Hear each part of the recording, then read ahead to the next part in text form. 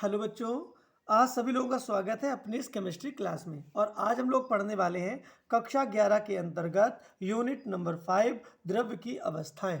इस चैप्टर का हम लोगों ने पहला पार्ट हम लोगों ने पढ़ रखा था, जिसमें हम लोगों ने अंतरा अणु का आकर्षण बल के बारे में पढ़ा था। आज हम लोग गैसीय नियमों के बारे में पढ़ेंगे।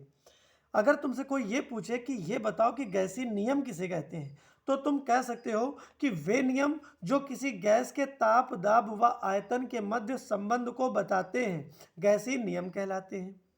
गैसीय नियमों को जिन समीकरणों के द्वारा व्यक्त करते हैं, उन्हें गैसीय समीकरण कहते हैं। यहाँ पे हम लोग 4 प्रकार के गैसीय नियम पढ़ेंगे। एक बायल का नियम, एक चार्ल्स का नियम, एक गैलुसाक का नियम और आवोगाद्रो का नियम। और इसके बाद में आदर्श गैस समीकरण और डाल्टन के आंशिक दाब का नियम वो हम आगे पढ़ेंगे। तो यहाँ पे इन चारों को हम एक एक करके पढ़ते हैं। तो चलो पहले नंबर पे हम लोग पढ़ते हैं आज बायल का नियम। आज हमें पढ़ना है पहला बायल का नियम। अब देखो इस बायल के नियम में क्या कहा गया था। इस नियम में बायल ने कहा था कि अगर ताप को स्थिर रखा जाए, यानी कि ताप क्या हो, स्थिर हो, यानी कि जो भी घटना हो वो हो स्थिर ताप पर। स्थिर ताप पर, तो स्थिर ताप पर क्या हो, किसी गैस की निश्चित मात्रा का आयतन, स्थिर ताप पर किसी गैस की निश्चित मात्रा का आयतन उस गैस के दाब के व्युत्क्रमानुपाती होता है। मतलब जैसे मान लेते हैं ये एक पात्र है, ये एक पात्र है, इस पात्र में एक पिस्टन लगा दिया गया, ये एक पिस्टन लगा दिया गया, यहां पे गैस भरी हुई है। अभी इस गैस का आयतन जो है अंदर का वो है, मान लेते हैं V। अब यहां से क्या किया गया, यहां से दाब डाला गया, मान लेते हैं दाब डाला गया। जब दाब डाला जाएगा तो क्या होगा, ये पिस्टन नीचे आएगा। जब पिस्टन नीचे आएगा तो क्या होगा, आयतन कम होगा। यानी कि जब दाब बढ़ाया जाएगा तो आयतन कम होगा, अगर दाब को कम कर दिया जाए तो आयतन ज्यादा हो जाएगा। यानी कि दाब और आयतन के बीच में एक संबंध आ रहा है कि दाब जो है वो आयतन के व्युत्क्रमानुपाती है। दाब बढ़ाओगे तो आयतन कम होगा, दाब कम करोगे तो आयतन बढ़ेगा। यानी कि दाब और आयतन के बीच में व्युत्क्रमानुपाती का संबंध है। लेकिन ऐसी पूरी परिस्थिति में ताप का स्थिर रहना आवश्यक है। क्यों? क्योंकि अगर ताप बढ़ा दोगे तो क्या होगा, अणुओं की गतिज ऊर्जा बढ़ेगी। जब अणुओं की गतिज ऊर्जा बढ़ेगी तो क्या होगा, यहाँ पे आयतन बढ़ेगा। तो ताप बढ़ाने पर भी आयतन बढ़ जाएगा। तो ताप की वजह से आयतन नहीं बढ़ाना है, ताप को स्थिर रखा गया, न ताप घट जाएंगे न दाब बढ़ाएंगे, केवल दाब को परिवर्तित करेंगे। तो जब दाब को बढ़ाएंगे तो आयतन कम होगा, दाब को कम करेंगे आयतन बढ़ेगा। तो यहाँ पे दाब और आयतन के बीच में क्या उनका संबंध दिख रहा है, व्युत्क्रमानुपाती का संबंध दिख रहा है। तो हम बायल के नियम के अनुसार क्या लिखेंगे, स्थिर ताप पर किसी गैस की निश्चित मात्रा का आयतन गैस के दाब के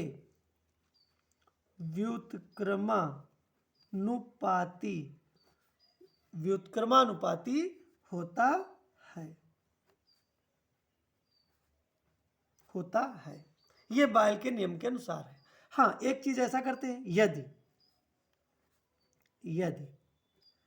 गैस का आयतन V और दाब P हो, तो अगर आयतन को हम V और दाब को P मान लें तो क्या होगा, हम इसको संबंध को लिख सकते हैं, यानी कि बायल के अनुसार, बायल के अनुसार क्या होगा, इस नियम के अनुसार P V is proportional to 1/P, ये हो जाएगा। यहां पे चाहो तो इस प्रोपोर्शनल के साइन को हटा भी सकते हैं। तो V इज इक्वल टू क्या लिखेंगे, एक कांस्टेंट लगा देंगे और बाकी लिख देंगे 1/P। कोई दिक्कत? अब यहाँ पे एक काम और कर सकते हैं हम, क्या कर सकते हैं, यहाँ पे लिख सकते हैं PV इज इक्वल टू के लिख सकते हैं ना, P को उधर ले गए और PV इज इक्वल टू के हो गया। तो यहाँ पे ये आ गया। इसको भी हम कुछ शब्दों में कह सकते हैं, क्या कह सकते हैं, ये भी बायल के नियम के अंतर्गत ही आता है कि स्थिर ताप पर किसी गैस की निश्चित मात्रा के आयतन और दाब का गुणनफल एक स्थिरांक होता है। यानी कि कोई गैस है, उसकी निश्चित मात्रा का आयतन और दाब दोनों का गुणनफल सदैव एक स्थिरांक होगा। अब निश्चित मात्रा का आयतन लेंगे, क्योंकि अगर मात्रा बढ़ा दोगे तो आयतन बढ़ जाएगा, मात्रा कम कर दोगे तो आयतन घट जाएगा। तो मात्रा में भी परिवर्तन नहीं करना है, ना मात्रा में और ना ताप में, ये दोनों चीज़ें स्थिर रहेंगी। ऐसी परिस्थिति में किसी गैस की निश्चित मात्रा का आयतन उस गैस के दाब के व्युत्क्रमानुपाती होगा, जिसको हम हल करेंगे तो कुछ PV इज इक्वल टू के आएगा, जहाँ पे हम ये कह सकते हैं कि स्थिर ताप पर किसी गैस की निश्चित मात्रा के आयतन और दाब का गुणनफल क्या होगा, सदैव एक स्थिरांक होगा। आई बात समझ में। अब देखो एक काम और कर सकते हैं, इसको हम नोट में लिख सकते हैं। नोट में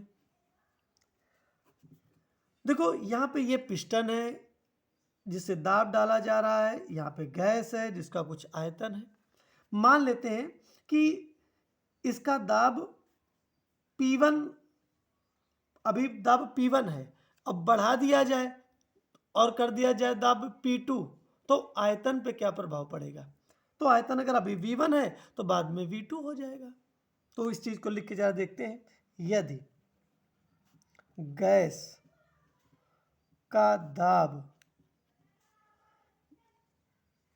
बढ़ाकर P1 से P2 कर दिया जाए तो गैस का आयतन क्या हो जाता है, V1 से V2 हो जाता है।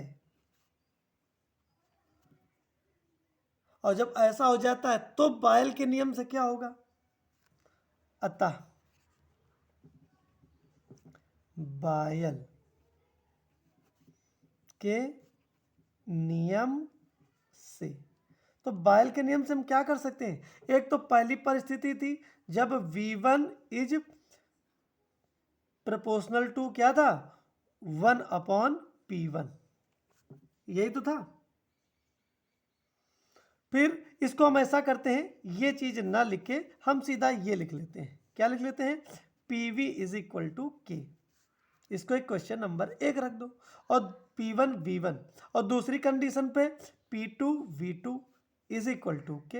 ये तो कांस्टेंट है तो ये तो परिवर्तित होगा नहीं, तो ये दूसरा समीकरण।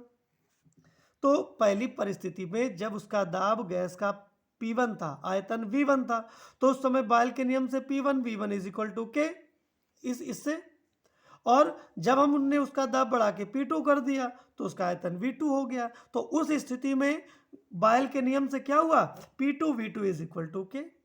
अब समीकरण 1 व 2 से कर दिया जाए तो क्या होगा, समीकरण 1 व 2 से P1 V1 भी K के बराबर है, P2 V2 भी K के बराबर है, तो हम इसको P1 V1 बराबर P2 V2 भी लिख सकते हैं।